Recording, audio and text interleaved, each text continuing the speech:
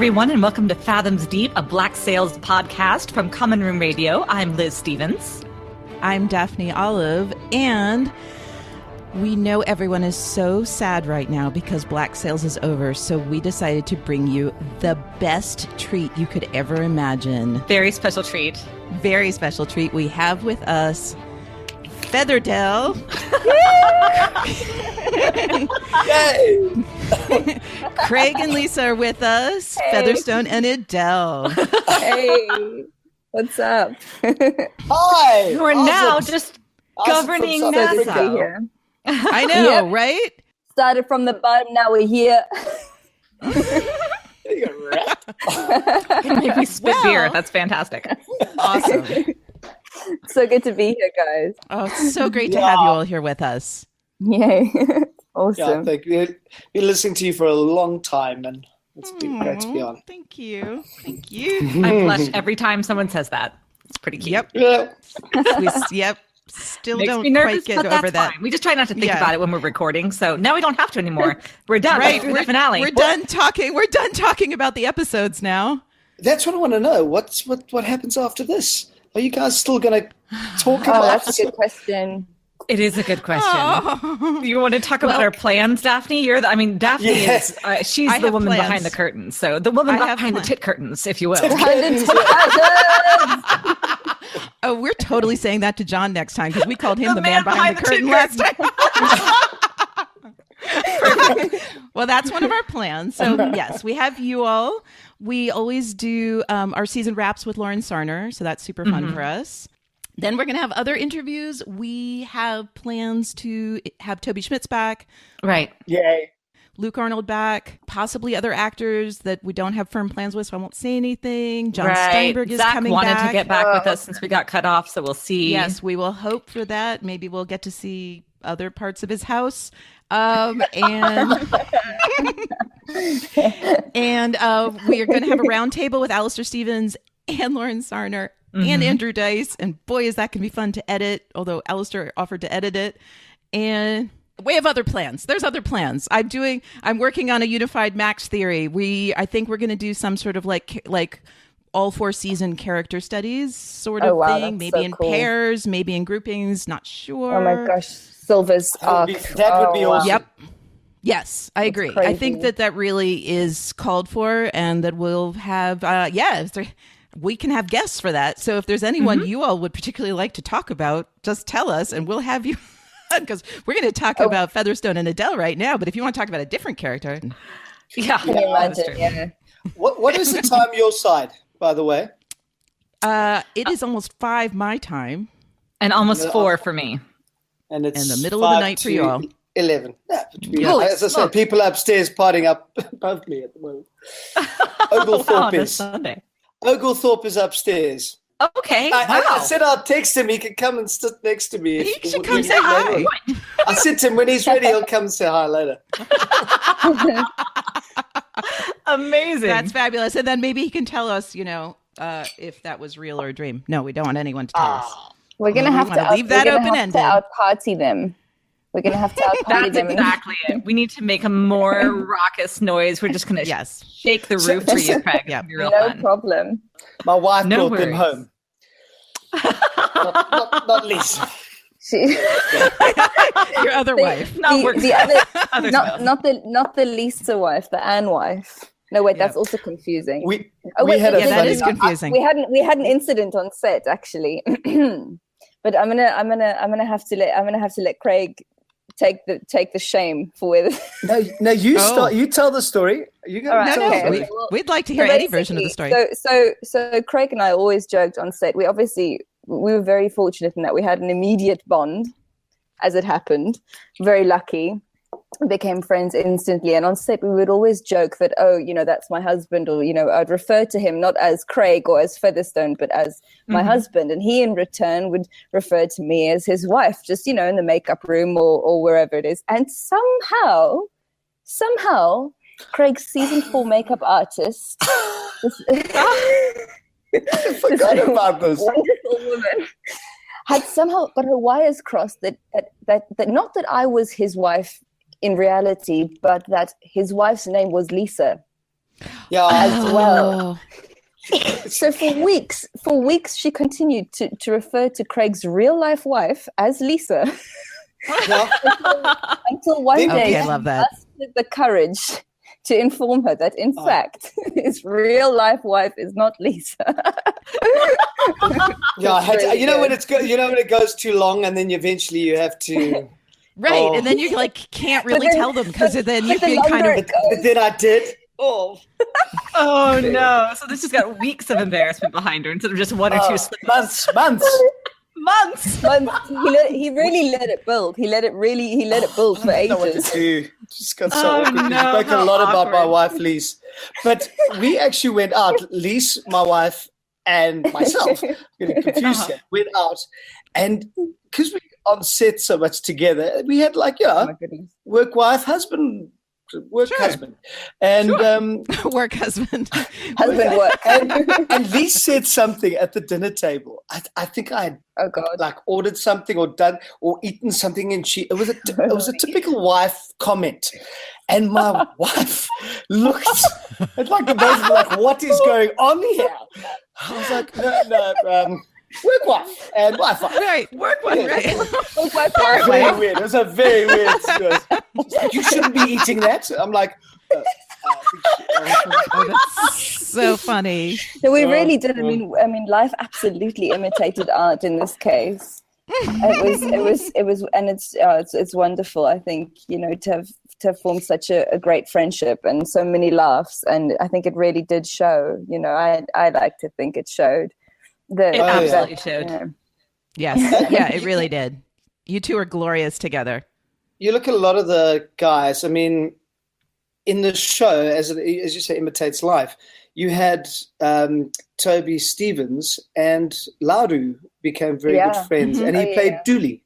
And then you had that ending and that camaraderie. You had Jess and you. And Jessica and I me as well. and Toby, we hung out together. We were friends. We were absolutely. Yeah. It's a family. It's absolutely a family. It was such a blessing. Mm-hmm. It really was, and it petered down from the very top. I mean, the guys at the top, John, Robert, and Dan. I think are just they set the bar and they set the mood, and from there it just petered down to the number 1, the number 2, and 3, 4, 5. It just became an incredible family, and we were very fortunate.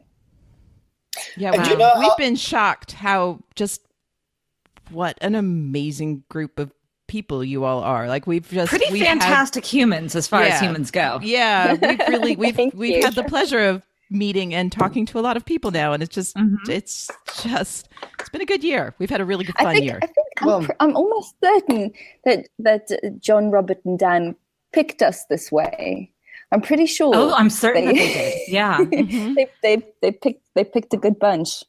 Sure, they did it on purpose. Well, I guess if you know that you're going to be, on location and you're going to be in this, more remote spot with everybody, right? In the trenches, it's basically camp, for however long with everybody, that you need people who are going to be good together. That I'm sure that they were looking for as much as the work, the personality, the vibe, I don't know what you even want to call it, but that sense of brotherhood that absolutely came up with all of you.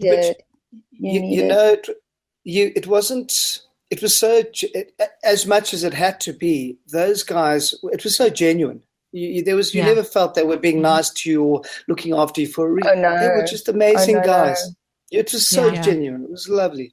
That's okay. I was just going to say that John's the only one that we've actually gotten the opportunity to speak with, but he is just one of the most sincere people, remarkably humble considering the extraordinary work that he does, and very remarkably soulful.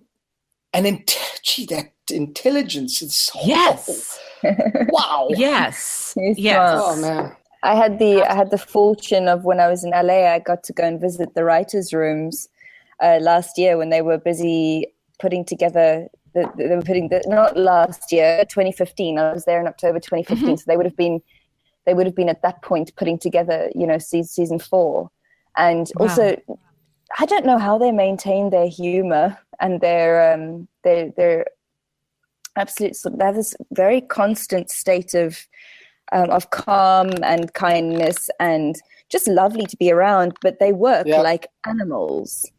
I mean, they really do. These guys, they don't rest. I don't know how they fit everything in, but it's been such a treat to work with people like that, because again, they set the bar so high. Not only are they amazing people to work with, but they also work so hard, and I mean, it shows. So there's something else. Very lucky. Well, and everything in the show, of course, is so thoughtful. Everything touches everything else. There was so much delicate, subtle foreshadowing from season 1 that played out in season 2. There were jokes, 2 seasons in the making. Back. Yeah. I mean, when we got the Jolly Roger, I mean, that was how long have we been working up to that, to like the punchline of that joke. That was and so much fun. Absolutely sold. It was perfect. I just remember, John, in season 2, I hadn't really met him, but I just remember this man sitting at a computer, a laptop, while we were shooting, and just going. And just I was just watching in the corner of my eye, and he was just watching, going, and he was just, that brain never turns off. Never turns off, man. It's amazing. And he still maintains this sense of calm and kindness and politeness, and he has time for everyone and everything. And it's just, but all 3 of them are like that. And everyone else, everyone else who worked on the show, the directors as well. I mean, everybody who worked on it, the ADs, they all had, there was just this, that was the mood that was set. And it ran, I think right throughout, and it was just such a beautiful experience. But Lise, I mean, you guys out there in America wouldn't understand. But every time I drive past those ships in Cape Town, and I don't live in Cape Town, Lise does. It's just, it's like the best party you ever had, and it's over. Yeah, and but it's over. Do you know what I feel like? I feel like because when I was now Outlander keeps tweeting about them. Yeah, but they're on our ships, man. Fuck off, Outlander. They're our ships. Oh, they're totally your ships. Yeah. It's freaky. It's a little freaky for them to be like, look, ships. And I'm like, no, those aren't your ships. But these ships are on the side of the highway. You drive past them every day. Oh, my God. So it's just a constant reminder of something that's no more. I don't know.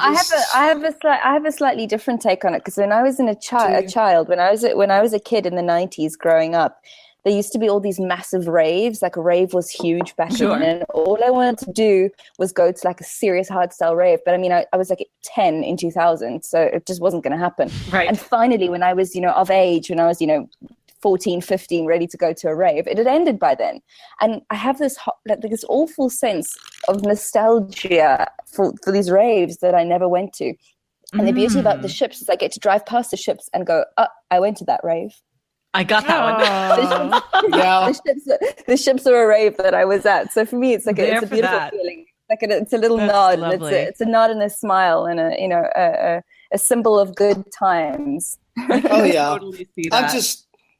I just miss everyone, man. They miss you too. Oh wait. Vero, I have messages for you all. Well, maybe we should segue into our guest question. But first of all, yes, John Steinberg sends his love. And he says we love him so much. Wishes you all were with them tonight, because they're all going to get together to watch the finale. So he said that he wishes you all were with him. Pretty heartbreaking. That would be amazing. And we have. We have a list. We have a listener. We're gonna break Craig. Oh, I'm sorry, Craig. I'm sorry, but no, my cat attacked my leg.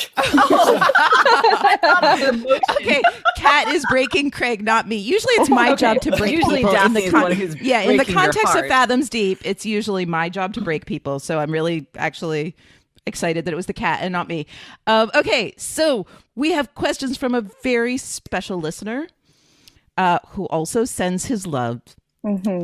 I asked Toby Schmitz if he would submit questions for you. Oh, Toby! Oh, cool! That's gonna make me getting cry. along. Okay. Do you all need to compose yourselves before I ask you the questions? Oh, geez, if it's from Toby Schmitz, man, it's going to be out there. I tell you. No, they're easy questions. He wasn't too hard on you. No, I mean in a good way. Yes. Okay. So, for Craig. Backstory! ! I knew it! Sorry. When did Gus choose to run away with the pirate circus, and why? Did he choose, or was greatness thrust on him? When did he decide to go with the pirate circus? I'll tell you exactly when. Awesome. Is when he and actually it wasn't even in the script. It was when he had the fight with, what was his name, in season 2 when we had that big, when Rackham got boarded by Linus, yeah. Yes. And I'm sorry, it's been a while. And it was. We just like to joke about that episode a lot. Yeah, that was Jack's first day of pirate captain school. Yes, that's what we call it. But I was thinking, like, why did I ever, because Featherstone and FeatherDelle are just thrust into this crazy world on Nassau, and all the pirates, all the decisions they make impact poor Featherstone and FeatherDelle. And I was always going, why did he buy into Rackham? And it was that moment. It wasn't in the script. You'll see a moment of me smiling and giving like that look of like, geez, you got away with the skin of your teeth kind of thing when he killed Linus. Yes. And it was just that, I mean, anyone who does that takes that chance. You got to follow that person. Yeah. He's a gambler, but you're going to follow him. You took that chance and you survived. I'm with you, man, and I'll follow you as much as he can be so irritating. Rackham, not Toby. Rackham would drive me mad. Of course. We're talking about Featherstone. We're not talking about Craig. And we're not talking about Craig and Toby. We're talking about Featherstone, and we're talking about Featherstone and Rackham now. This whole time, I thought it was because I put my tongue in his bum. I know. Seriously. Of course, that's why it was. This whole time. You're the thing I want. Oh no, Craig, you have just taken my place in Fathoms Deep. Now our job is to make Craig blush. I'm sweating, actually. You know that this is why I strip layers. I take off layers because Liz makes me blush, and it makes you hot, right? You have to take off the layer. That scene, take your shirt off, Craig. Moment, take your shirt off. That line was always going to come. You don't want to see that. You don't know. You don't know my type. I'm so sorry, guys. That line was always going to have to come back. Oh, absolutely. Thank you, darling. We love you. It was always going to come back. You had so many great little one-liners. Oh my God. I know. I was so. Just to be clear, I still fucked the shit out of him. Yes. Yes. Yeah, if you didn't believe us that we are huge fans of Adele. Oh, wow, you sure are. My goodness. Thank you. What an absolute treat. Oh, you're welcome. I got so lucky. I was a real gift. It was a real treat. No, Lise, I must say, like, sometimes I like reading on the page and then shooting. You're going, I've got the funny line there. And watching all the seasons, my lines mean nothing. It's just that the full stop is Lisa's look, her eyes. The look I know. I know. And I was like, I'm laughing. That's the comedy. Yeah, Craig, she shuts you down every time. You are super funny. And then she shuts you down. Just those eyes and that look. I'm like, oh. I know, it's brilliant. It's the best. Oh, no, it's funny, actually, in the season finale, Max gets an eye roll, and I was like, okay, it's cute, but it's It's no Adele. It's no Adele. And I love it like crazy. Shade thrown. Shade thrown. It's okay. Jess already loves us. We got to chat with her. It's fine. Yeah. She'll forgive us. She'll forgive you, bless her. Yeah, I think we got lucky with the little team, Craig and I. We got lucky with the writing, and we got lucky with the team. Yeah, it's been rad. Okay, so before you get Toby's question, Lisa, I want to ask. Yeah. This is how does Adele feel about Featherstone? And then I'd like to know that as well. I know, right? I can't. I shuddered to go there to shatter the dreams of it. Look at the way he's. We've gone there right now. He's literally got his face right up on the camera, questioning. Oh my God, so questioning eyes. It's very adorable. I'm going to screenshot that. Stay right there. I'm serious. You know what? That should be the photo that goes out with the tweet. I'm thinking, well, that's exactly right. It's funny. I already told Craig this, like I have I told both of you separately. I have a pretty fantastic GIF collection of Black Sails. Man. That's pretty much my whole phone. And so yeah, I was already thinking about which GIF, but yeah, you're right. Maybe I'll have to do that. It's definite. It's sold. It's awesome. All right. So wait. So Liz, did you just notice how Lisa just completely got away with that? Got away with not answering that question? That was fascinating. Whoa. That was really good diversion. And go. Cool. Okay. So the truth is, I think that a very, very deep and real fondness and love grew for him from, I am completely going to use this here man to bend to my will, to, I think, a genuine, I honestly believe, and that's what I believed right from sort of, I suppose midway through season 3, I had to question that, didn't I? And I honestly believe that there was a real love and a real fondness and a real bond between the two of them. And that's that. I think it's absolutely, there's an absolute truth there. Also, because I love Craig so much. I love Craig so much that it only made sense that I don't think she, I don't think she quite expected it. Yeah, I think that comes through. I mean, we know how Featherstone feels because, he says it pretty early. Right. I have the love of a good woman. So cute. So cute. Me and Toby had such giggles on that. He's like, "Oh, Adele," and he gives that look of like, "You've just fallen for a woman, you idiot." I'm like, wow. Seriously, who is Jack Rackham to criticize about falling for women or having a weakness to women? Right. Seriously? Exactly. All right. Speaking of Jack Rackham, Toby has a question for Lise as well. Well, he said the backstories for both of you, but you actually have a specific one.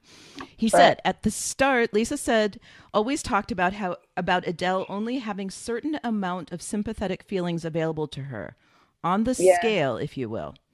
I thought her clear, cool delivery of her knife speech was a fabulous peek into some of that. Oh, so I guess that becomes a discussion of, wait, can we all just take a minute? Let's all take a minute and bow down to the delivery of that knife speech. Beautiful. Thank you so much. Oh my God. I've had a lot of love for that. It's been again just another gift from the writers. Just another present thrown my way. Super okay, lucky. Sweetheart, you're being really give me. They can. I mean, again, we've been clear about our opinion about the beautiful words that they write. Sure, but seriously, lady, oh, bless that was you. insane. Thank you so much. It means it means a lot. It was. I just see it as a gift. I just went there and read the scene and did the bit, didn't I? And, it was no big deal. That was what a moment for Adele, and what a moment for you know what, 408, the show as a whole is such a triumph. It's such a triumph for equality, but I think 408 specifically, in terms of the female characters, and also it was directed by a woman, which Uta Brizovic, she was really amazing. So yeah, I feel like that whole episode was a real triumph for the female characters, but the show as a whole is a triumph for equality. It really is. It's incredible. Yes, absolutely, on so many levels. I loved about the fact that we get the main cast, and me and Lise are kind of supporting, but John and Robert and Dan never forgot about the guys on the side, and when that scene, it couldn't have been in there. You didn't have to write it. You did. Absolutely. And it gave so much closure that you killed my friend. It was just beautiful. Yeah. Oh my God. I'm so glad. I was so, I mean, you could listen. I go on and on and on in our podcast episode about that. No, but it was so beautiful on so many levels. Like, first of all, I love the recognition. Like, that's something I had been talking about throughout the show. Yeah, because we were always beautiful Max thing about Max, too. Right?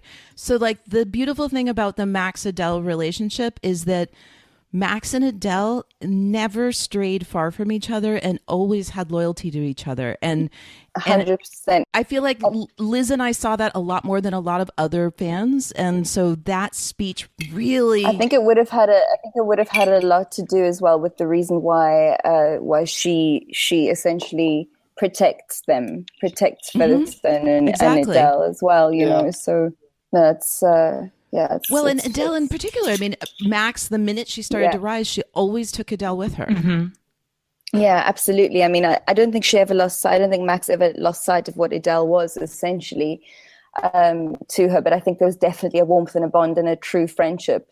And certainly from Adele's side, Max wasn't just her boss. She was definitely someone that she loved dearly. Mm-hmm. So yeah, the scene it made a whole lot of sense, and it was just such a beautiful bow on a on a lovely 4-year trajectory. But really also, you slayed it. Oh, I'm sorry. Like, and I love that you did this amazing job with, like, it's a pirate show. There are knives everywhere. And this is one of the most powerful uses of a knife in the whole 4 seasons. Was you saying, you know what? Fuck you. I'm going to cut you some bread now and help you because that's what I do. And it's so powerful. Like, that would have been a powerful speech in any show, in any context. But for it to be in that context, and again, calling to account the character,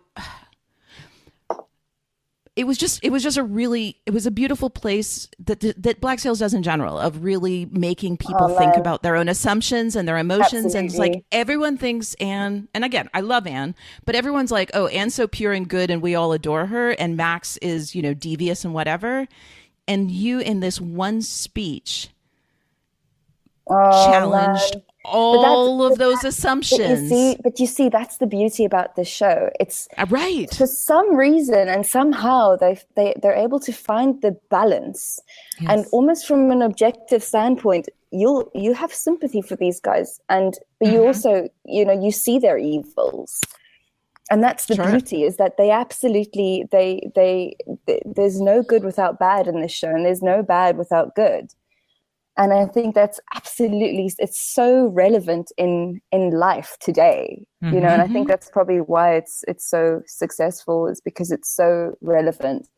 But yeah, the juxtaposition, they never, just when you think, oh, everybody's backing this person, or then they give them an evil, they bring out that evil, and they remind you, no, hang on, this person is real and flawed, and as are we all, I suppose. But yeah, it's just it's a beautiful, beautiful, beautiful show, and so well written. It's very fortunate. Well, again, and well acted, because that scene, I feel like that scene was so pivotal to season 4. I mean, I really believe that scene was so pivotal to the emotional place we were supposed to be in season 4, and you killed it. Oh, and had you not, it wouldn't have had that power. And so that was I was so important. I was very taken aback when I first read it. I was quite shocked by the story, and also by the fact that they'd put this trust in me to do this. And it was a beautiful thing. I'm very grateful for it. It was a beautiful moment. It was a beautiful moment. I sound like such a hippie the whole time, but I just love them. No, that's what everybody sounds like actually on this. Yeah, everybody loves the writers and loves everybody on the show so much. It's quite delightful, actually. No, and that's what we do all the time. I mean, I think I joked. Nobody ever took me up on it, but I joked about, like, somebody starting a count of how many times I say I love something on one of our episodes. It's easy. It's easy on this show. It's real easy. All right, Craig, I have a question for you. You said what made Featherstone follow Jack, which, again, I got to say, both of you are very talented at not really answering questions. So that's not the question that Toby asked. He wanted backstory. Damn it. He asked, when did Augustus, I love that it's Augustus, when did Augustus become a pirate? When did he join the pirate circus? Not when did he join Black Sails World, but how did he become a pirate? Oh, well, okay, so you want the backstory. But I have another question for you. So you can hold on that for a second. I'll ask my question. So you talked about what made him follow Jack, which is fascinating. Is that also, the question I had prepared for you is, when did Featherstone decide that Jack was competent? Because I feel like, I agree with you. Like, he's scrappy and he's a gambler, and that's fun if you have a certain personality, which clearly I guess Featherstone has, of being attracted to that person.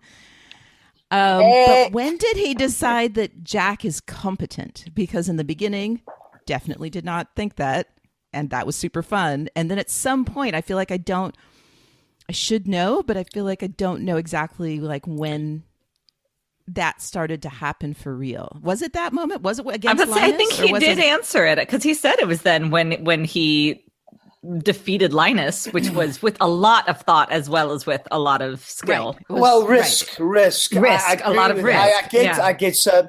Yeah. When did he actually went? Okay, you know what? I want to put my life into this man's Featherstone's hands. a really risk-averse person. I mean, because everything he's risk-averse but attracted to the person who's the gambler. Yes, he's your everyday guy who's going, I want to be the badass, the superhero, whatever it is, but I don't really. I'm too scared, and I'll live my life through that guy. I live through my life through that guy who's actually looking up to other pirates all the time. Yeah, but that's the thing. That he was just Featherstone's just answering the question about when did he actually become a pirate, or how did he become a pirate? Because he was a pirate, obviously. I mean, he was obviously a successful pirate before he met Jack. Are you asking why he? Oh no, it's Toby's question. Toby Schmitz. My question is when did he? No, and I think you answered that. You're right. Toby's question is how did he become? When did Gus choose to run away with the pirate circus? Like, how did he become a pirate? Everyone started. I mean, nobody was born a pirate. They all were something else before that. Featherstone, giving a backstory to Featherstone. He's a safe guy. Everything was pretty. He was born on, like, his dad was probably worked on a ship and stuff, and he was just a quartermaster, He just he fell into stuff, and he found, unfortunately, he found Jack Rackham, and it changed his life to where his life was headed. And then season 3 shows that thing of going, I mean, there's always greed of going, we want to go get the ship, the treasure, and we do go get the treasure, we get the treasure. In season 3, what made him join the resistance? Yeah. That was Adele, no? I will take credit for that. Well, it was. I was hearing all these horrible things that they were going to do to Jack and everything, and then Vane comes to me and goes, "Hey, you're not doing anything about this." Right, Vane did approach Featherstone first. That's true. And then I'm going, okay, well, what am I supposed to do here? I can't talk. You guys are all over the show, and I'm here, and I can't talk to anyone. No one cares. What are we supposed to do about this? And not that I would never have stood up for my friend, but there was a thing of Featherstone didn't know what to do. Another proper question. First of all, Craig, wait, did you actually? No, you still haven't answered that question. So we're going to hold on to Toby's question for a little bit. Okay, you think about that. Okay, so Jessica told us that everyone had like old style fans. Oh, like fans to fan yourself. Oh yeah, and absolutely. Hilariously, Liz, she never described her own fan to us. She only described Toby's fan to us, which was black lace. So if either of you all have a picture of that, I think I officially said I would sell my soul for that. So it's up for grabs. I don't have a. I've seen it, but I've not. I've seen it, but I've not. I've held it. This is getting very dark very quickly.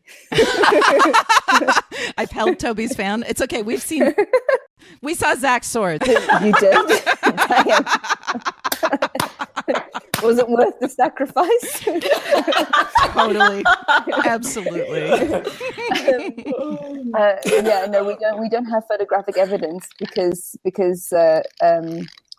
bros before hoes.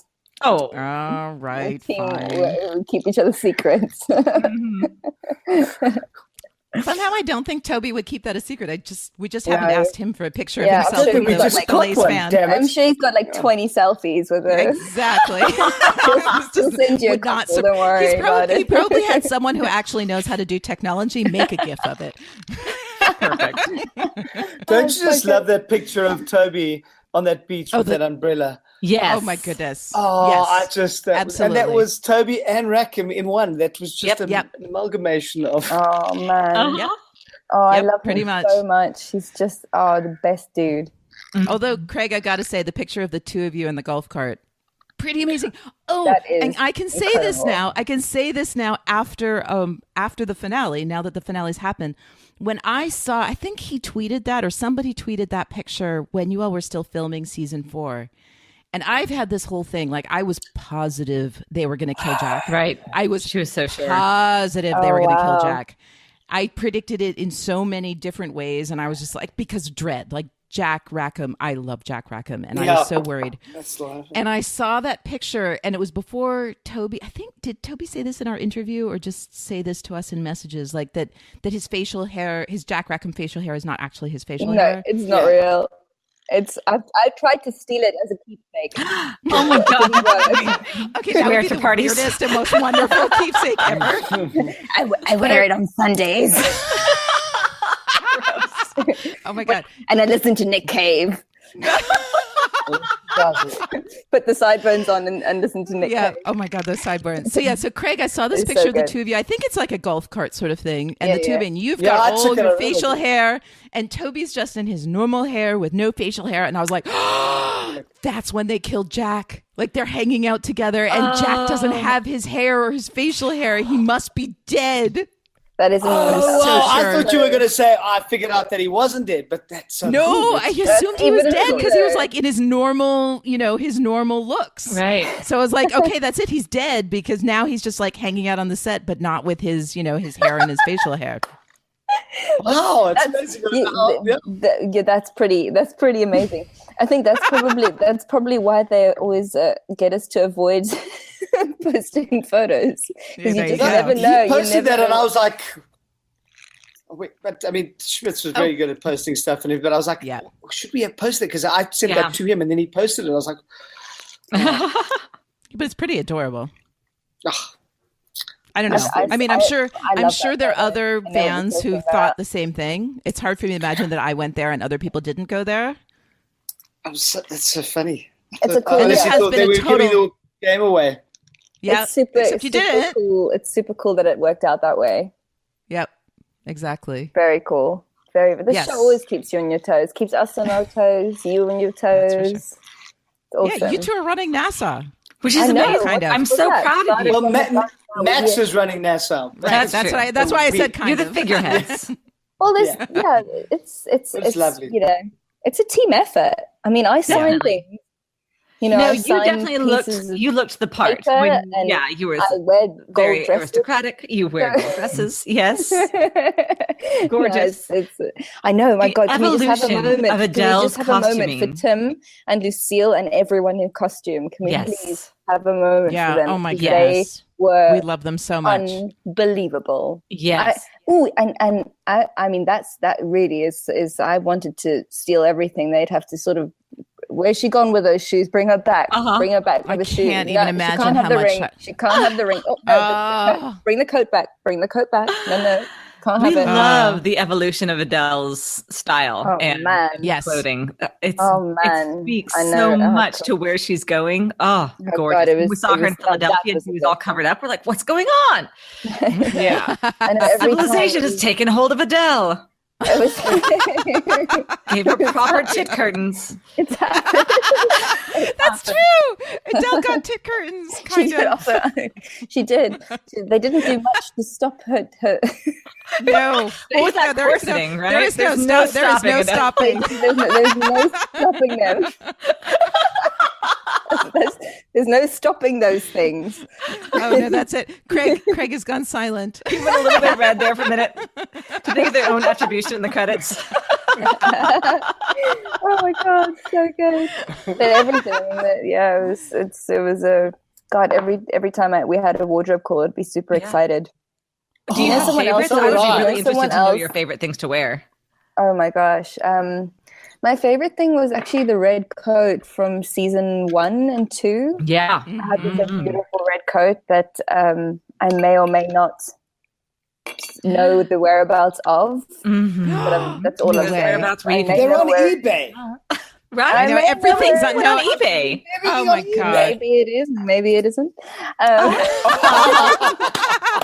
That would give me such joy if it's actually with you. That would really give me joy. Oh my God. I could have one of the corsets from Black Sails. That would be amazing. Yes. Well, I always played very nice with an incredible wardrobe department. But I will neither corroborate nor Right. I'm not saying anything. Sure. Neither confirm nor deny. Oh my goodness. Yeah, some of our listeners have ended up with some of the costumes. And is that from the auction? Yeah, absolutely amazing. Yeah, and they've ended up with some real quality things. What a lovely keepsake to have. I've heard that Johnny Depp actually also keeps bits and bobs from his characters. I'm sure. Why wouldn't you? I'm kind of amazed anyone doesn't. Yeah. Yeah, no, I'm sure all of us on the DL may have put the request in. I don't know. I'm not saying any more. My goodness, I'm digging a grave. I know. I can cut it out if you want to. Deep sexing myself here. Jeez, Louise. But yeah, favorite outfits. I'd say the red coat. That'd have to be it. It goes with anything. It's very versatile. Yeah. It's. No, I'm totally. It's wearable with jeans. It's wearable. There you go. Love it. I love the red coat. What about you, Craig? Do you have a favorite? My blue coat, my little demon. Yeah, I was immediately thought about the blue coat. But let me just put this. Oh wait, what?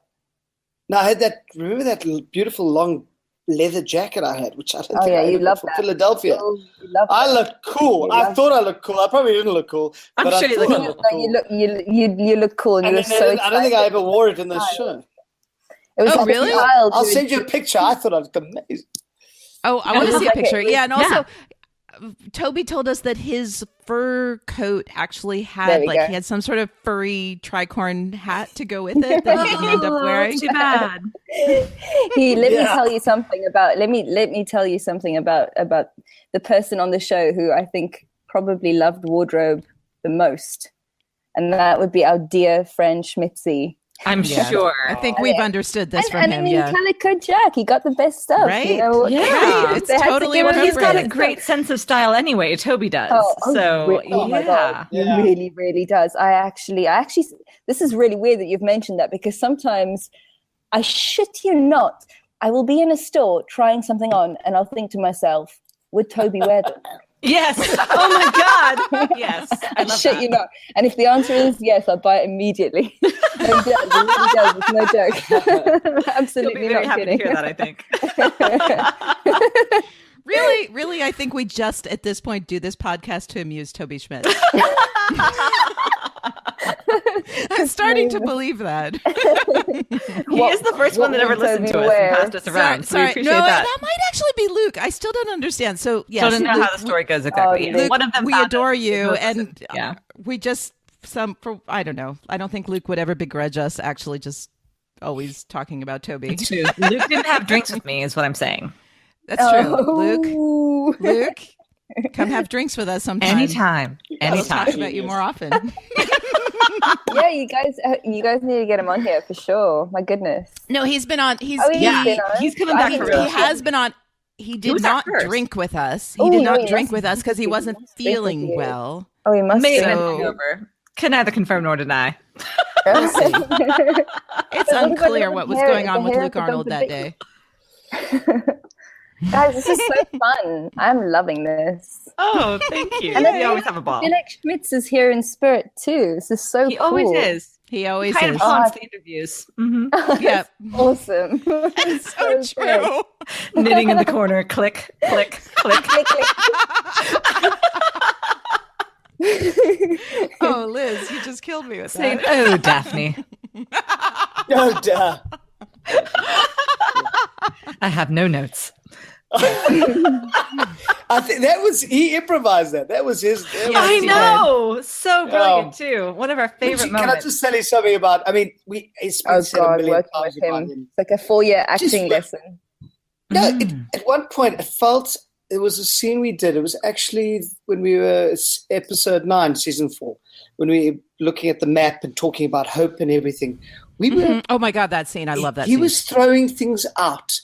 Oh man! And suddenly I went, we like a little jazz band, and we were just like, you going there, I'll go here, and whatever. I mean, what you see is I think probably like John will probably go, no, there's not, but there were different, just interpretations of that speech and my reactions, and it's all Toby. Well, all Toby, but he'd take you places, and you go, oh, I didn't know I could go there. Let's go there, and let's try this. I was laughing, I was giggling, I was I was doing a million different stuff. Alive.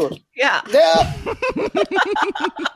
He makes. I think so lovely. I think he makes everyone he works with better. Honestly, and But that goes for. I would say that goes for all the people that we got to work with. It really. I stand by this. I've said it a couple times, but it felt like I got so lucky because I had a 4-year acting lesson. Mm-hmm. I was really green going in, and I'm still really green in a lot of ways. But I got to work with and watch people that of that caliber. And it was that was my education, I guess. It was the start of my education because you never stop learning. But so working with all the cast was a treat. Mm-hmm. No, really. I mean, again, Liz and I really. I mean, this is one of, if not the best television show really ever produced. So absolutely, and it's what a fabulous thing to be part of it. I know. It's so lucky. All of us were part of it. It's so lucky to be sitting here and going, "Oh, wow, we're part of this amazing thing animal that's taken a." It's pretty crazy. It could have been an extraordinary show and an extraordinary story and just shit to film. I mean, you could have all hated each other. It could have just been like, God, I can't wait till I can go home. So the fact that you got the best of both worlds, that you not only got to work on such extraordinary art, but with such extraordinary people and the life experience. Black Sails has ruined me for all other productions. It's downhill. Sorry. Right. It's ruined me for everything pretty much. I mean, I just don't really watch television anymore. Done. Okay, I can retire now. Right? Yeah. I think Luke just said that. Yes. Yes. No, it's incredible. So wait, did you all have a sense we've understood that a lot of the characters started out as smaller characters and then basically because I'm assuming that both of your characters started that way. So that is a testament to you because John was very clear about that. Oh, that's very kind. When I came in, I honestly was in season 1, episode 1 through season 4, episode 10, which was I never ever thought that would happen. But when I got the part, I think she was written into a couple episodes, and with that was it. There had to be. It made sense for there to be another girl. Wait, were you in the Blackbeard scene? You were in the Blackbeard scene, weren't you? I was in the Blackbeard scene. I was indeed. We don't love the Blackbeard scene, but I love that you were in it. Yeah, well spotted. So and then somehow it just. Yep. I guess I begged and pleaded and kicked and screamed and threatened and. You know what it was? They kept me in, and it was very lucky. You were fabulous in the scene with Silver when he's looking through the peephole and they're doing the pearls. God, you really do remember. My goodness, you're amazing. Yeah. Well, sweetie, we've studied this show. Yeah, Daphne is phenomenal. You were incredible in that scene, and it was just like it could have been a scene with just a throwaway thing. You were just like a person who's being impatient. That was your job. It's the writing. Honestly, shush. Oh, shush. No, I don't agree with you. I don't agree either. Yeah. That could have been any random person in a room with Luke Arnold, and the scene was about Luke Arnold, and you stole the scene in a lot of ways. You made Look how proud Craig looks. That's so cute. I know.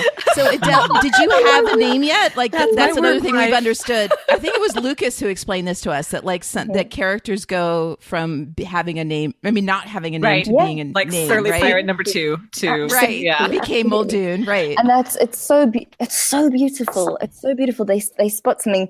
John and Robert and Dan and the rest of the writers. I mean, I got to meet them when I was in LA. What an incredible bunch of people. And I think I guess they just see something, and a spark goes off and a light goes off, and they go, right, we'll send this. And it's so beautiful because it makes the world so rich and so full. There's all these plot lines and these storylines, and these quirky characters, and so real, all such real characters. It's quite something. We was it season 3? because I don't know if you guys know about this, but if John Steinberg or his PA ever gave you a phone call, said that John would like to speak to. I don't know. Do you guys know this? No, I don't know about that. No, so, we don't know what you're talking about. Tell us. Okay, so I used to call him the Grim Reaper. He was the Grim Reaper. John the Reaper, absolutely. The Reaper call. He would be in LA, and I remember a mosquito was bugging me at 2 a.m, and then I saw an email from John's PA saying John would like a conference call with you and with you and Edelle. And I was like, "That's it, we're dying." Because if you get a phone call from John Steinberg, you're dead. Oh no! Absolutely. You have this existence. You have this. You have your real life that you don't want to die, and then you know that you probably could die in this program. And you never know. Every 2 weeks you get a script. Oh yeah, you know when you get the John call, you know that we'd heard about this John call, and there'd been a couple made, and we knew that this was it. You know, our time had come, and it was lacquer, but it's no clock. You know, it was good, but death is upon us.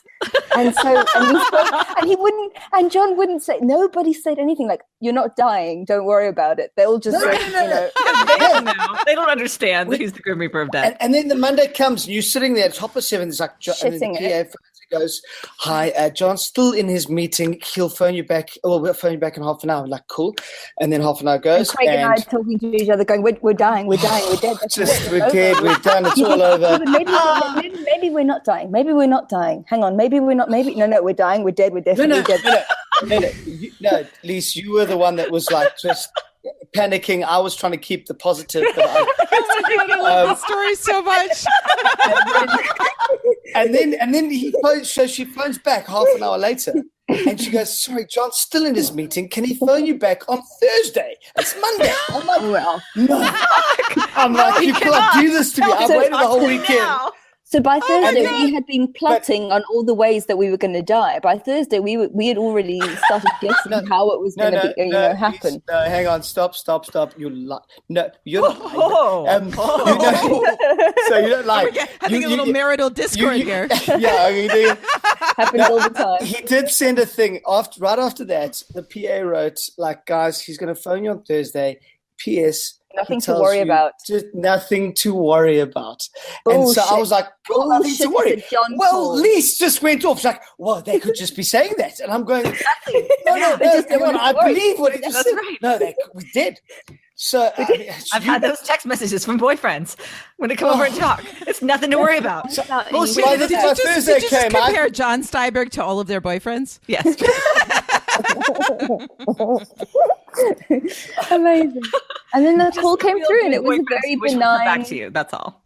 Huh? No, all he said was, he just went, "Hi guys." We're like, "Hi John." Hi John. Is this it? What's happening? No, he just went, "I just wanted to say that I've loved your guys' work on season 3 and looking forward to season 4." And that was it. And we thought, that was the whole thing. It was just saying thank you so much for what you've done. Which is like nice and sweet, but almost disappointing. Do you know what you put me through? Send me a postcard. This could have been an email. It was just a really lovely, really nice, a really nice thank you. And this is where we're going in season 4, and just wanted to keep you guys in the loop and thank you for your work so far, and we love you, and see you on set. And then Craig and I got off the phone with him and phoned each other and thought, okay, so I guess we live. I'm wrong. Not only do you live, you have basically the happiest ending in Nassau, which is pretty great. So fortunate. Oh man, that was the weird thing about Black Sails, is that you only got your scripts every 2 weeks, so you didn't know what was happening, unless maybe the main guys did know. So it was this. You've got a paycheck, you've got your carrots and everything. And I remember being in a car with an Uber driver, and a friend of mine got into the back seat, and he said, "So, have you died yet?" And I'm like, no, I haven't died yet. I'm like, but I haven't got the script, so I might be dying next week. And then I just clocked my Uber driver, and the man was so confused about someone talking about when he was going to die. I was like, "No, I'm going to have an appointment in Samara." I could die now. I was like, no, you're in my car. No, don't do that. No. I could die now. That's really good. Oh my God. Bizarre. It was a bizarre existence going, I don't want to die. Sure. Featherstone could die any moment. Any minute. We're very lucky. Oh, and yet, came out Featherstone. Right? Governor of Nassau, congratulations. Tip your hat to the king. You. I have been watching Twitter today now that people are watching the season finale, and we've had listeners just say Featherstone, all caps, right? Many exclamation points. Yep. We have gotten tweets that just look like Let that. me tell you something. Now that we're on this for a minute, I just want to say, Craig, because I haven't said this to you, but there were a couple moments. There were so many moments actually in 409 and 410 where you had me. It was so beautiful and so good, but you had me laughing out loud. Yes. Can we just for 1 second talk about the quadruple blink? Yes. Oh my God. Okay. I go on and on about that, Craig. Thank you. Craig, I go on and on about it.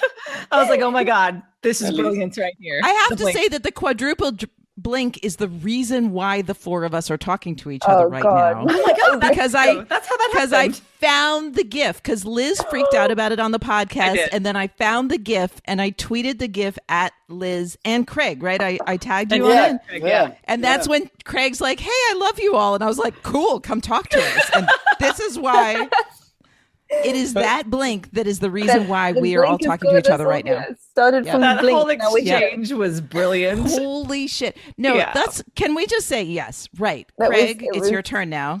It's your turn. Exquisite. Let's make Craig blush a little bit. Oh my God! Right. Oh my God! I'm permanently red, so. Yeah. Right. A little extra crimson Craig, just how you played against Toby Schmitz, who had God. been repeatedly for the whole beginning. Yes.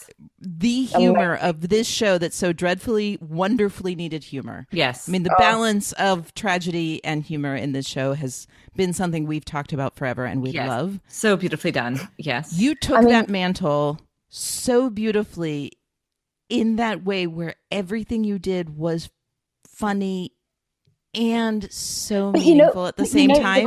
Exactly. That's for me is the thing there is because absolutely hilarious. I was laughing out loud, but at the same time managed to be hilarious without distracting in any way from the gravity of the scene. Well, can I just I've got a funny looking face, so I'm shush. No. Shush. No, you don't get to do that. No. We're just not going to let that happen. That moment, the moment when Flint comes on board. Yes. Oh my God. I love that so much. And you Have you seen Ep 10? Trail off in 10. Yeah. Oh, yeah. Oh, I haven't seen it. Oh, you haven't seen Ep 10? Well, I can't wait for you to see that. Yeah, you should watch it. It's gorgeous. Can I tell you, I'm not being all like my funny face, but I do have a comic face, and you can get away with a lot with just a look, and you're just trying to look serious, and you're going funny. I'm like, that's just my face. I was actually being serious. And that's that you were perfectly cast. This is not. This is not. I honestly think this is not true. This is not true. No. It's not just. No. It's not just have a funny Can I face. tell you something? When I got onto Black Sails, I thought like, okay, I've got Featherstone. He's quite a serious character. And then I watched it again. I was like, am I the comic relief? You're that guy. I was like, oh, I was supposed to be funny, okay, but I wasn't being funny, and you guys are laughing. Why are you laughing at me? No. That's adorable. I'm so in love with you. Oh, that's the best thing I've heard. That was true. You were, in fact, perfectly cast because Featherstone does take himself very seriously. He takes everything he says very seriously. But that's what's beautiful. That's what Featherstone and Rackham are such different people, except for this one thing that they have in common is that they have no idea how absurd they are. Yes. That they're both take themselves so seriously. It's an absolute. The two of them together so absurd to all of us, but in the best way, in the most human way. It's like it's not slapstick. It's not outside of reality. It's exactly that amazing human thing, right? Mm-hmm. It's that human thing of someone who takes themselves seriously, but is actually really just messing up all the time. Kind of a goof. Beautiful. Just a big lovable goofball. That's all. It's fucking hilarious. But again, but it's just like, it still doesn't lose any gravity somehow. Yes, right, exactly. Yeah, no, absolutely. Because the stakes are high. I think we're totally invested. To Toby Schmitz and Craig Jackson, because I agree. I completely agree. I think that's pretty much it's definitely, there's a little bit of writing and a whole lot of Toby Schmitz and Craig Jackson. Yeah. I think. No, you two, the alchemy of the two of you together. Absolutely. I just said in the episode that our listeners, when they hear this, will have heard already, but you all haven't heard yet. In that episode, I actually said, thank God I can finally say that I love two characters together, because I do have this horrible track record of when I say I love two characters together, one or both of them dies. So I was so excited that I could finally go on and on about how much I love Rackham and Featherstone together, because I know they don't die. well, now they might have to. Now that they've heard this, like they're going to now have to have a spin-off where they both die. So that's what I said. I was like, I would watch every single day. I would watch Featherstone and Adele and Max running Nassau and just pouring drinks for Rackham as he's downstairs telling stories. And I know. Yeah. But it's funny. It's funny. The finale actually outdid our fan fiction thing. I would kill to see Rackham 30 years fast forward. Oh yeah, just on a half deaf. There is sweetheart half deaf on a complete tangent about the fourth tangent he's taken. There is in this no 30 years for fast forward for Jack Rackham. You do. Have you read the history? Yeah. History is important. I'm just super happy you didn't have to see it. No. But we ghosts, darling. Yeah. Okay. That I want to see. How could we ever forget the other? Oh, right. You know what? I'm changing my game. Okay, so I was going to bring up the fact 300 years sitting right here with us now. I want Jack Rackham's ghost just hanging out in New York. That's right now. You're talking about me. You wanted dinner, live or dead, Jack Rackham, 300 Okay, years. we kind of had Jack Rackham's ghost on our podcast in a way. But so what I wanted to say was I don't know if you all so in our season 3 wrap with Lauren Sarner, Lauren did we all do it, Liz, or just Lauren? Lauren did her fanfic. You did whatever our fanfic spinoff show would be. Right. Yeah. Right. So her fanfic was for Featherstone and Adele, that you all have like a bed and breakfast and something. Yeah. And then Toby on his episode wanted all 3 of us to do our fanfics, and his was fantastic. I don't remember what his was, but it was time travel. It had to do with time travel. It was just insane. I'm not a writer. I was at a loss with Liz and Toby together because they're both writers and I'm not. But so I was going to ask you all what your fan fiction for Featherstone and Dell, again, now knowing that the show kind of outdid all of us. Like, who would ever think that for a moment we had a little fan fiction going in our minds, Craig and I. I don't know if we're supposed to. Yeah, I suppose we just had a little. I don't want to start anything, but we had in the beginning of Treasure Island. There's giggling. Treasure Island, which I can say to the listeners, just don't get your hopes up. That's not happening right now. No, not right now. Go ahead. Go ahead. But at the start, there's the characters. What are their names again, Craig? Do you remember? Oh, but that actually was Luke Arnold. That was Luke Arnold. Luke Arnold. Yes, Luke Arnold was on top of. I mean, he was on top of everything. He's so brilliant. So the idea was that we would have gone into some sort of witness protection, changed our names, and then be the mother. What were their names? The mother and father of the. Mother and father. He owned the tavern. Who owned the tavern? The beginning of Treasure Island. That would have been. Yeah. Oh, sure. Right. The Admiral Benbow. And so, we would have been the parents of the boy who went off to. That was our little fan fiction. Oh my God. I love that so much. Love it. That's great. So cute. Oh, wow. Yeah. So the dad, so sorry, Craig, your character dies in Treasure Island, but the mom survives. Oh my goodness. Jim's parents. Yeah, exactly. Yeah. That's exactly right. Yeah, that's exactly Jim's right. parents. That's adorable. But also, but then also the ghosts head canon. That's it. We were going to play a fan fiction game with the listeners. Lauren, we can't play the fan fiction game because Luke now has won. Yep. Oh, yep. How good is that? That's a good one. That's a good one. Definitely, but definitely with Rackham's ghost, absolutely. And right, so that's what I want you all down to do. Is I want to play Lisa's game. For Jack Lisa Rackett. said here in the beginning that we should. Yeah, I think it was before you were on the call, the ship Daphne. Name. Yes, that we should give ourselves. Ship but names. I think I don't know. Ship, I would be called. So you know how you get your stripper name. Yeah. Derived off. Derived off your your dog and your mom and your street. Right. I haven't thought of. I mean, your ship name.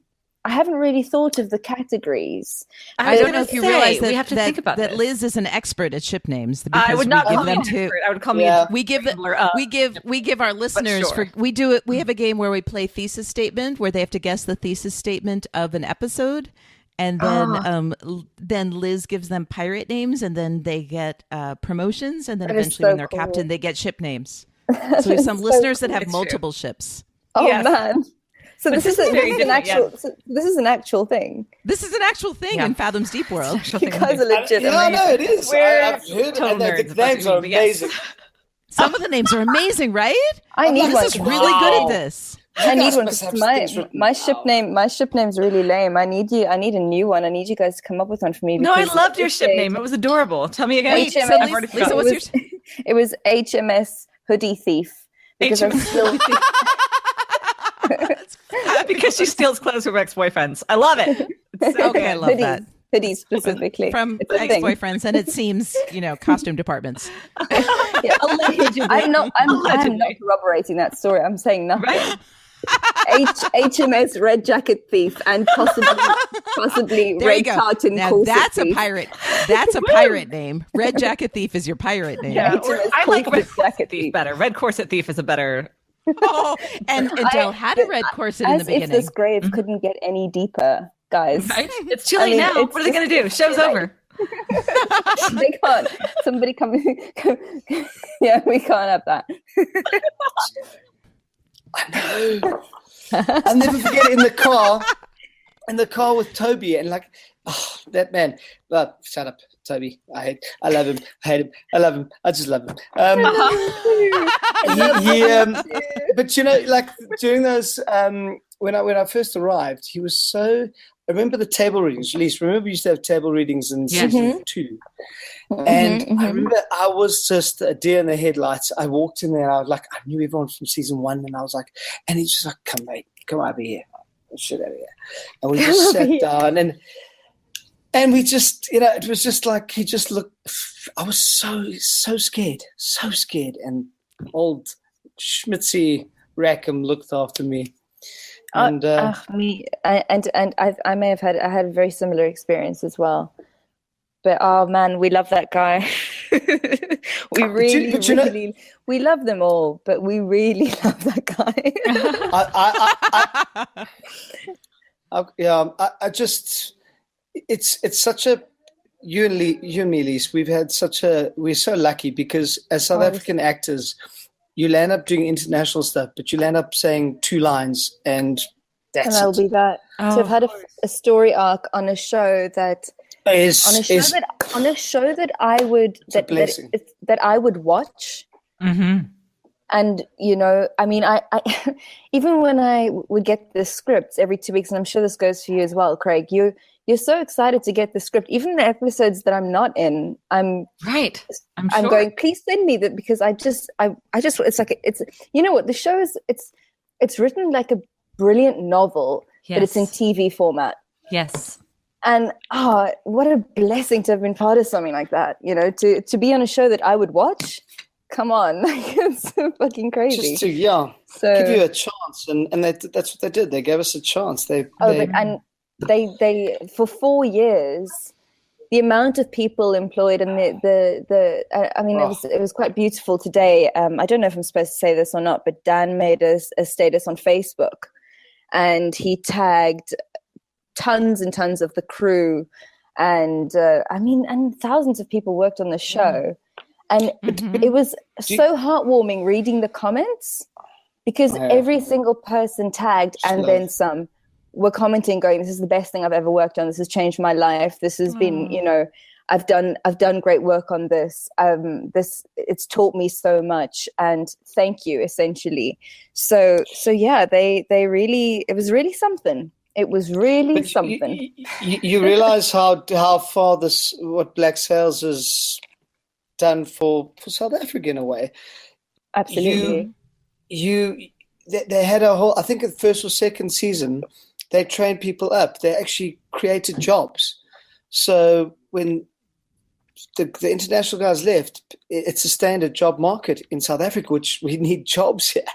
Mm-hmm. And they did that. And then you had, I don't know if you guys know this, Hannah New. She started I think it was a school. Am I right, Lise? She started I don't know if it was a school, but she built something. No, she's done some incredible humanitarian things out here. Oh my God, she built something.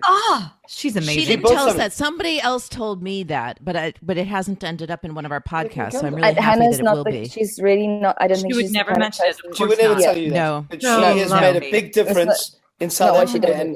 And I'm so in love with Hannah. We're super in love with Hannah. She's amazing. She's lovely. She really, really is. Yeah. And she's like that all the time. She's another one of them. I mean, they're all like that. They're just awesome all the time. The nicest people. Naturally wonderful and extraordinary. Yeah. No, it's pretty much. Wow. What a phenomenal thing to have occurred. It's crazy. Yeah. And I love that no one takes it for granted. No one's like, we had fun. It was a good time. Great. Everybody has that. Oh, this was once in a lifetime. We really miss, like, when people go, you miss them. Of course. We miss Zach a lot. Like, yes. Not having Zach around on set, not having Zach around, because Craig and I the dynamic of everything. Yeah, totally. And I mean, Schmitz, I'm sure, has spoken to you about this, and I'm sure Clara will have as well, because they formed like a real life walrus crew. It was fantastic. Rock band. But his energy was, he has this incredible, I mean, Yeah. So, the horse. Jessica just called him a pit bull. Pit bull puppy. My God, I've never heard. Craig, you haven't listened. Obviously, she also assigned you a dog. You're a dachshund. No, that's exactly right. Pit bull, and he loves pit bulls too. But pit bull, he's definitely a pit bull puppy, and he's we missed him a lot.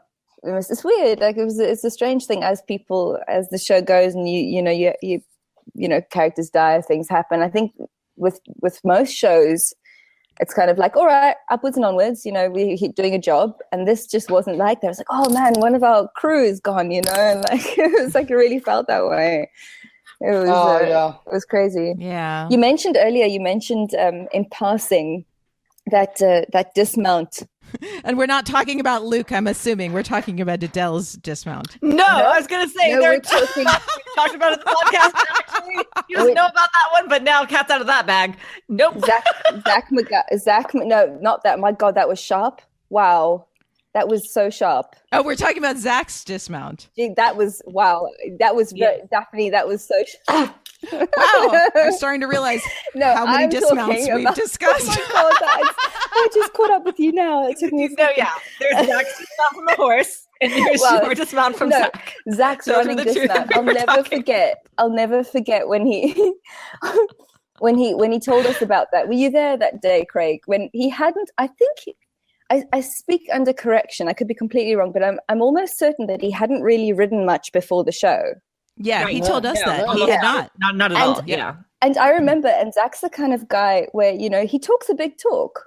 He really does. Uh-huh. But he's probably one of the only guys that lives up to it that I've ever met. I will never forget. That's exactly what he struck me as. Yeah, absolutely. He's kind of a badass, I feel like.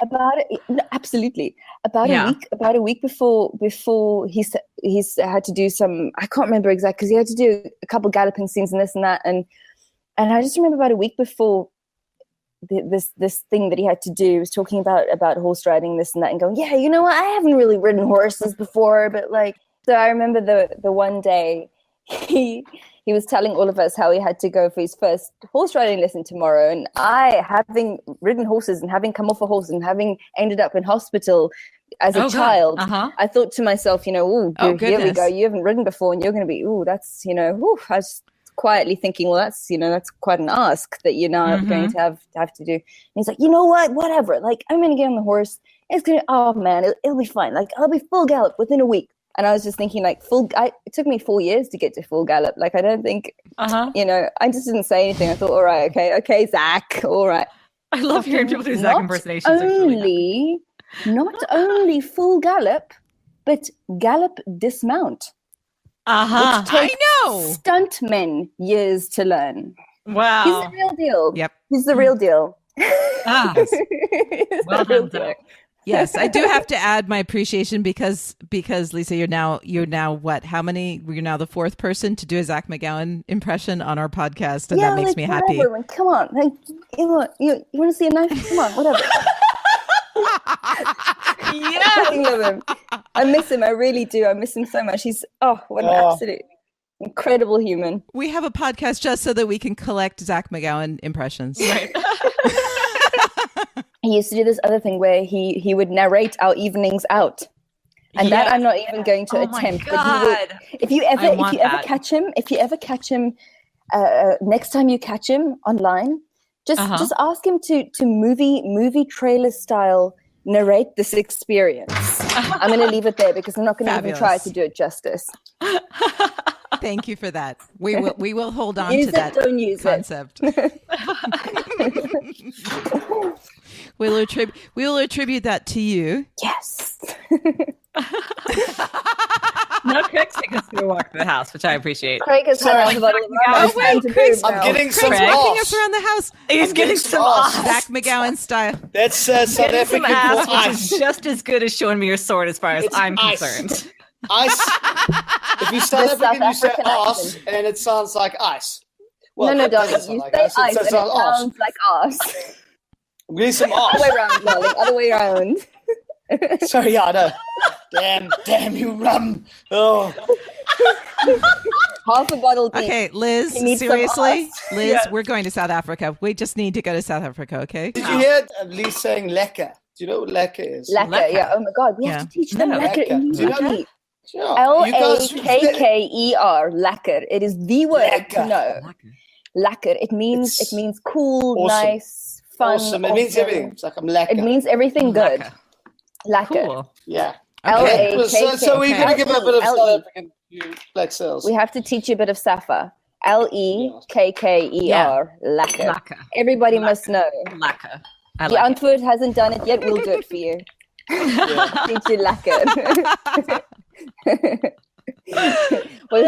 I know Toby uses all sorts of Australian sayings that I was like, okay, I have to look that up. Yep, very cute. I've got another little FeatherDelle anecdote that was pretty funny. Speaking of South African actors and other jobs and this and that, I saw this commercial years ago. Now, let me just say something about my habits. I'm very pale. I'm a very pale girl. You may or may not have noticed. Quite pale. I'm rather pale. Yes. Porcelain complexion. Pretty lovely. If you're into that. Porcelain. Beautiful. Beautiful. I do tend to burn. So I'm quite good about, putting sunblock on and this and that. But I saw this commercial a few years ago. And in the commercial, there's this massive guy. And behind him, a smaller guy, using the massive guy as essentially as an umbrella. Oh my God, amazing. Mm-hmm. And I thought to myself, my God, I do that. Yeah. I actually do. I hide behind big, I do this. Yes. And the guy turns around and goes, dude, are you using me as a brobrella? And then the other guy's like, the other guy's like, no. And then, sort of sneaks out of and then does it again. Anyway, but I've been doing this for years. I have been bro-brellaing everyone. I don't care if you're shorter than me, taller than me. If you're blocking the sun, you're my bro-brella.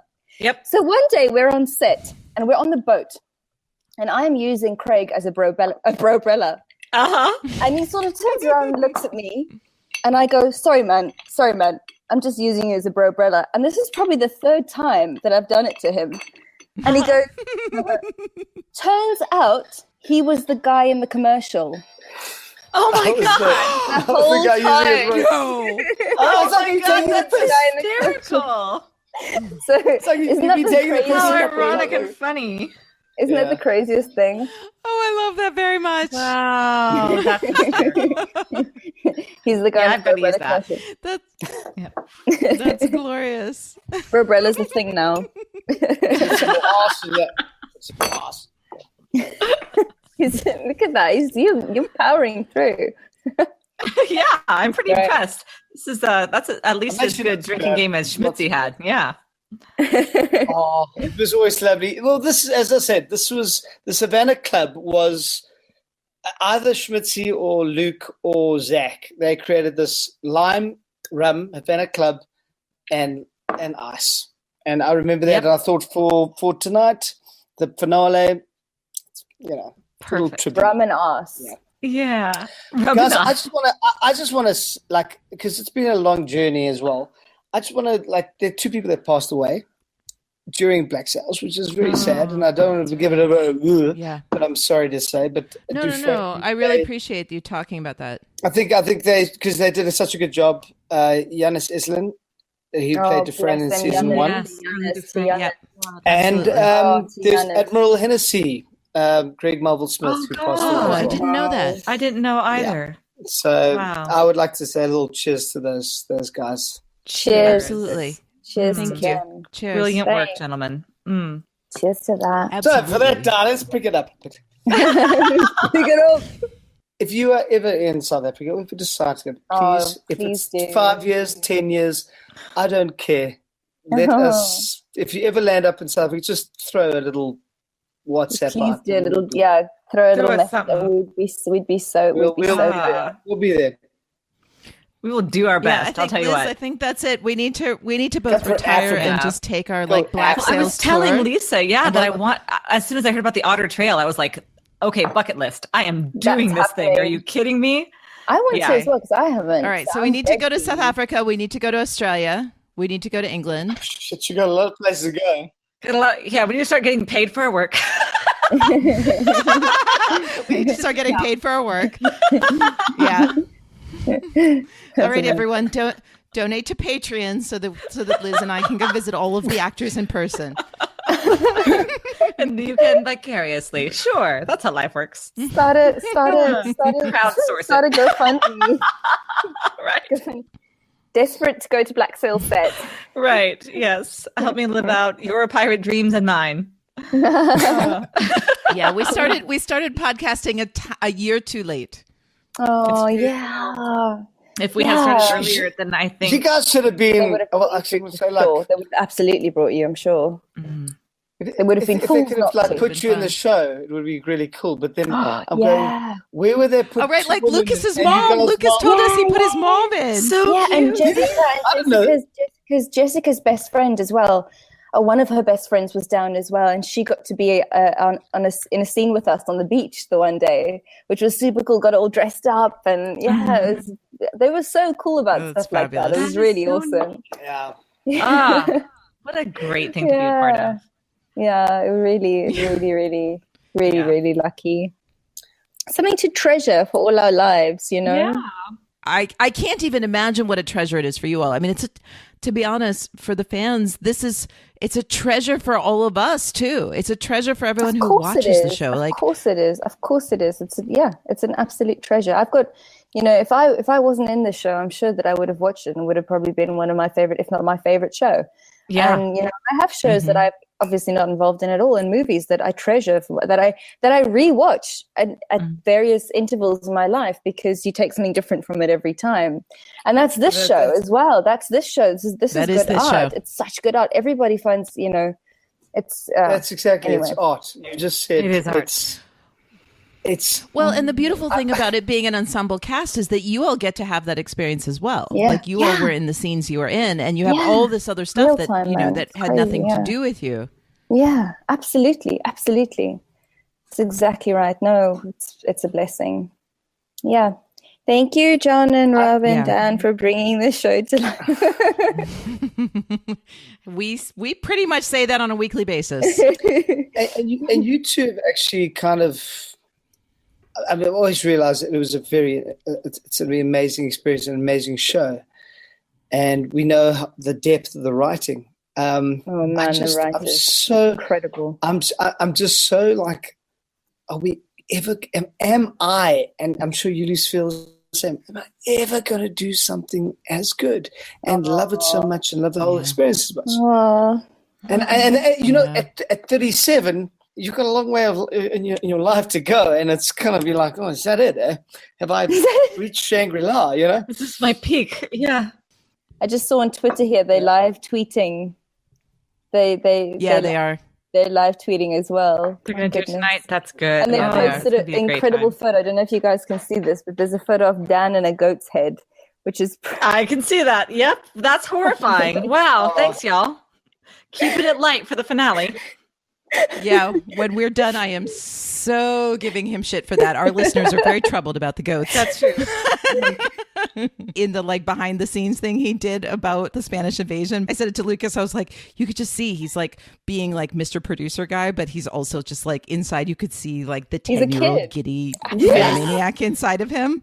That's absolutely dead accurate. Genius of like little kid, and creating something like this. I'm like. Mm-hmm. I know. Well, and that's the beautiful thing is that they managed to somehow marry together this unbelievable level of sophistication and kind of literary quality to this show, and at the same time just the fun of just like we're fucking pirates, right? Yeah, the ships and the cannons and just like all of that together. It's got everything. This is the thing about the show. It's got everything. It really it manages to be a novel in TV format. Not just any novel, a bloody well-written one. And exactly. Yeah, but it has everything. It's hilarious. It's tragic. It's beautiful. It's real. I mean, there's so many things that I identify with now. I can't wait to watch it again in 10 years and see what I pick up then and what it is so quotable as well. I quote lines from the show all the time. Same here. Oh my word. Yeah, no, I joke around with one of our listeners, Megan, who lives in Australia, that she someday when she and I meet, we'll just spend a day where we only speak in Black Sails quotes. Oh man, I do. But yeah, it's so intelligent and it's sad and beautiful and fun. I mean, and the way like you were saying earlier, just the way that things come back.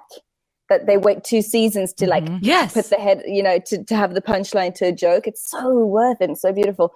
I mean, and then there's, the today when I was watching 410 again, the Flint and the way that he speaks about Thomas, and then it just took me straight back to the end of 205 when he opens that book and it says, "Oh my God, my truest love that." Oh man, I don't know what it is about it, but it just gets me every time. It gets me. It's perfect. And there's something in it for everyone, there really is. There's moments it's just you're gonna take what you're gonna take, but that's art, man. That's what art is. The artists ask the questions and you answer, and good art asks good questions. Yes. And that's it, that's what this is. They ask good questions. And the season finale puts a point on that. The thing that they've done all along of asking questions and you fill in the emotions from your soul to it. And the season finale does that in the largest sense because of its ambiguity. It allows you to really fill in those blanks according to what suits you. No, I cried a little bit during the finale episode. Oh, yeah. No, it couldn't have been done better. And Liz cried. Yeah, Liz cried a bit while we were talking, which was a first for Liz. I'm not a crier. Yeah, I'm the crier. I'm the crier between us. Oh, I am totally the crier. Totally. Amazing. Yes, I have large capacity for weepiness. It's true. Yeah. During my divorce, she has cried on my behalf several times. Oh bless. Oh bless. Bless. That's amazing. Bless. Sorry. No, this show has had a huge resonance and effect on both of us, and also the process of podcasting about it and meeting you all. I mean, it's a really big deal to have something be so important in your life and to meet the people who make it. Wow, that's a really I know it may not feel that way for you all because for you all it was just the thing you did. No, but for us it's a really huge deal. No, the show I think for everyone involved when you get to work on something of this caliber with this kind of writing, I think it's a big deal for anyone involved. I really do. I think if you're capable of understanding the beauty and the art, then I think it's a big deal. So I totally just get it. can't wait. I cannot wait what John Steinberg, Robert Levine, and Dan Shots will do. What they'll do next. I said shots. Yep. Can't wait to see it. Shots. Yep. Well, you know what? What you two have done, you two have created something so special.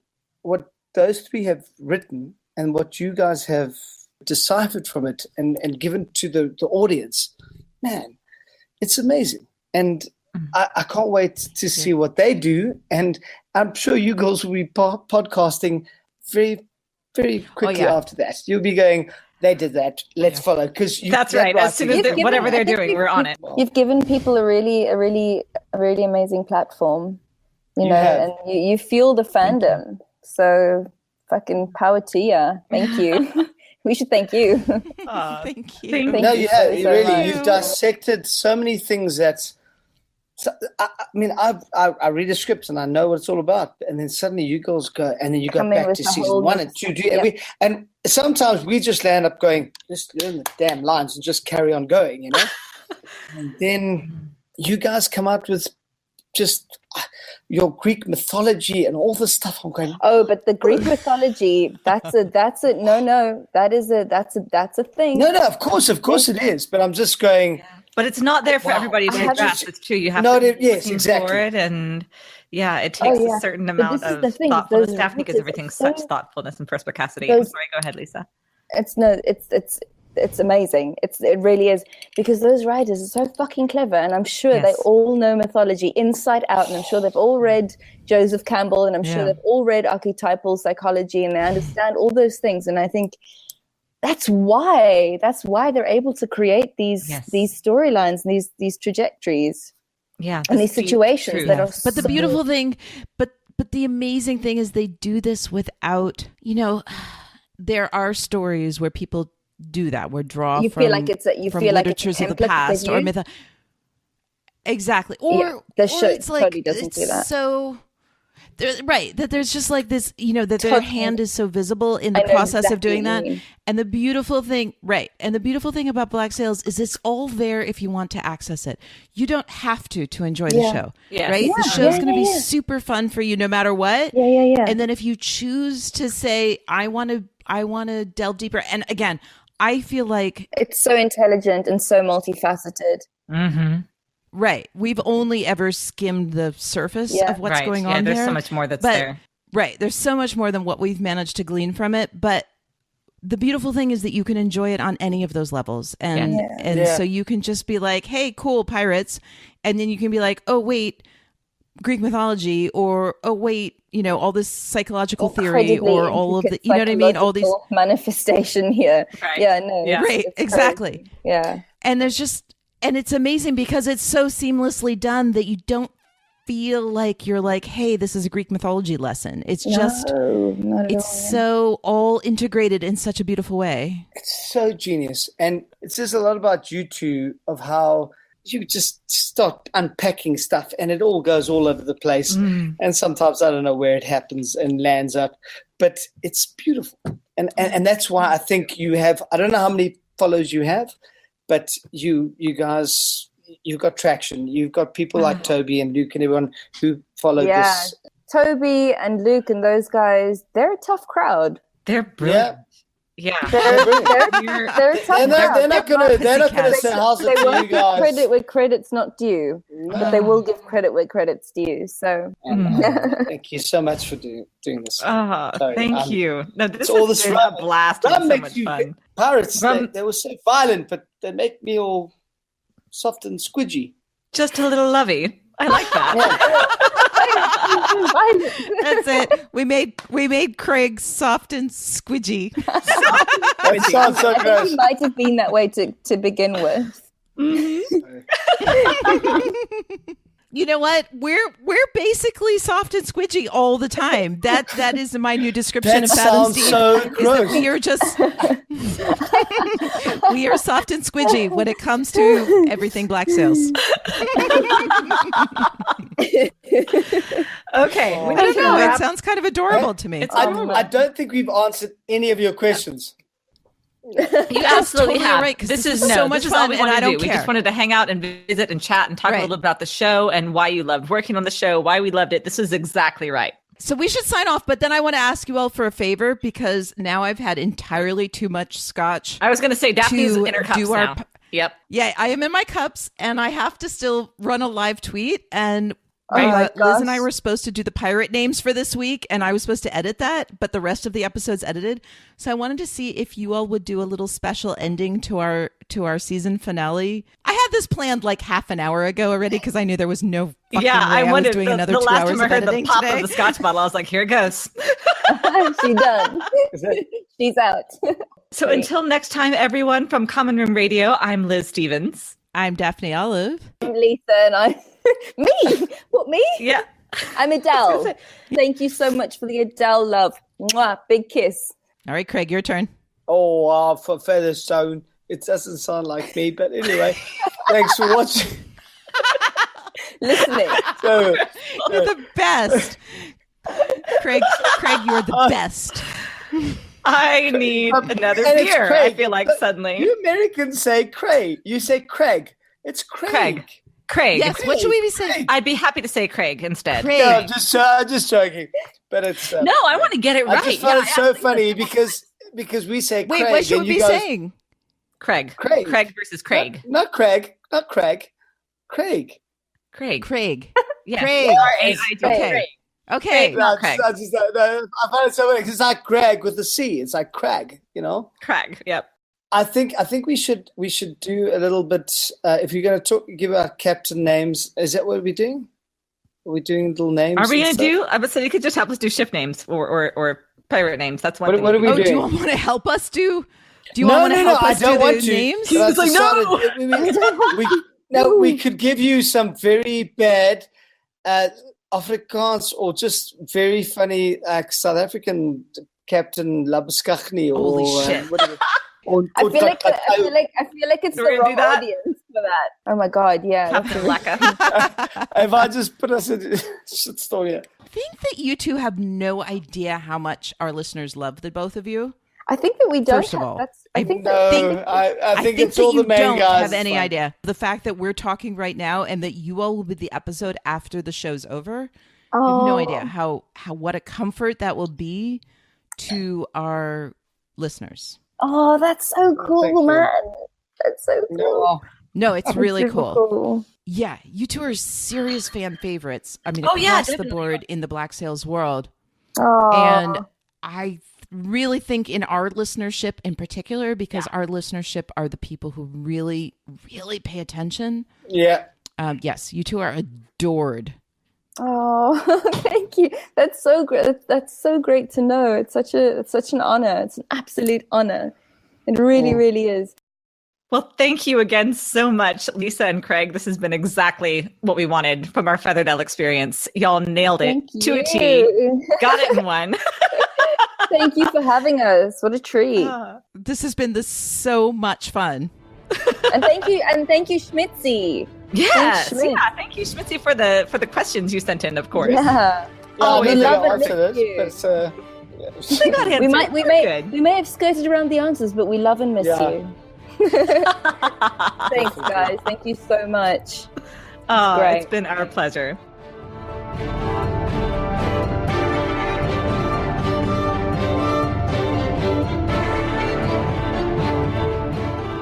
Fathoms Deep is a Common Room Radio production. For more information and access to other programs, please visit us at commonroomradio.com. To show your support, pledges of as little as $1 a month can be made to patreon.com/commonroomradio. Join the conversation by using the hashtag Fathoms Deep and follow us on Twitter at Black Salescast. We ask that you keep your tweets respectful and positive, and please avoid spoilers. If you have more to say, we want to hear it in all its spoiler glory. Email us at podcast@commonroomradio.com with Fathoms Deep in the subject line. Thanks for listening.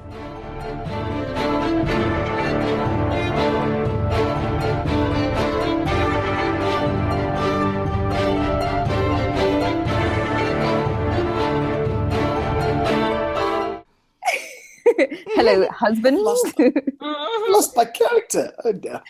You lost your character. I know, it's a good one. What's wrong with you? Get that character back. Oh no, sorry. I thought it was pretty good, actually. Thank you so much. Yeah. Just use your. There it is. That was it.